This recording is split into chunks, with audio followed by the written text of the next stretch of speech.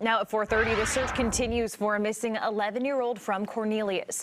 Madalina Cojocari has been missing for more than a month now, and she wasn't reported missing to authorities until nearly 2 weeks ago when her school got involved. Her mother and stepfather, who were supposed to show up in court this morning, are both facing charges now of not reporting her disappearance.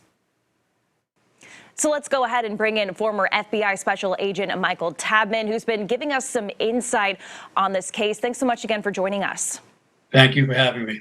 All right, so yesterday, Cornelius police released a video update on this case saying really quite bluntly that Madalina's parents aren't telling them everything they know. That is a direct quote there. So what, if any, additional charges can be brought against them at this point?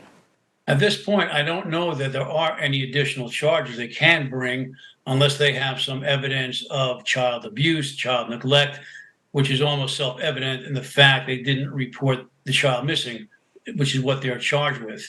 So I don't know that they can do anything further other than to hope to break one of them with the belief that it'll be in their best interest to confess as to what happened. In that, we have parents, whether it be natural parents or step parents, who did not willingly come forward to report a child missing. That is highly suspect. So the police do believe that they are involved and therefore know something that they're just not telling. Well, right. And to your point, and staying on that comment, what do you think would prompt police to go from, hey, parents aren't being helpful, to just coming out and saying, hey, they knew more, they know more, and they're not telling us? Could they have potentially found something when they executed their search warrants? What in particular might prompt them to say that? Right. So it could be some physical evidence, maybe, a map when the stepdad, when driving, has a circle on it, let's say, or some directions, or something they found in the GPS that was not consistent with things they were told, that led them to believe he went somewhere else for a different reason. Or any of the statements they made, such as the stepdad saying he visited certain people to get things, and they found that not to be true. So that would give them more reason to be suspicious. So it could be physical evidence.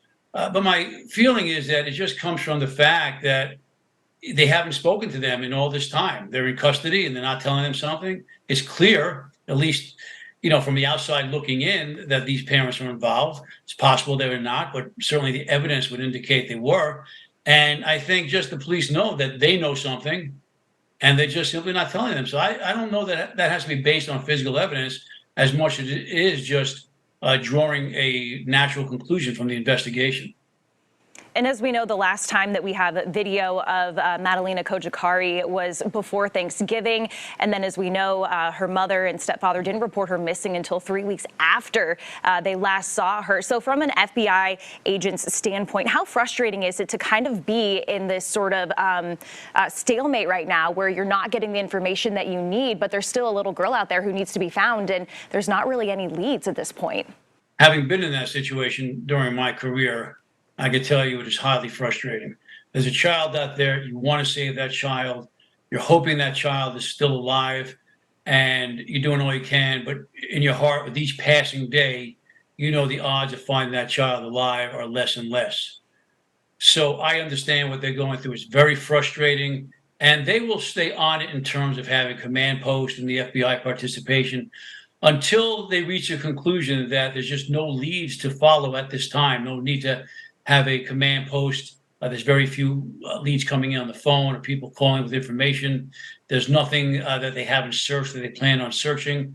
So it's not a time limit as much as it is a conclusion that it's just a cold case at the time, and this kind of stand-up is just no longer warranted.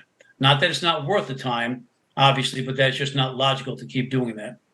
Yeah, just really a hard place to be in until we start to learn more information. Former FBI Special Agent Michael Chapman, thanks so much for joining us. Thank you. And remember to stay with Queen City News on air and on our digital platforms as we follow all of the breaking developments in the search for 11-year-old Madalina Cojocari. You can download the Queen City News app from the Apple App Store or on Google Play.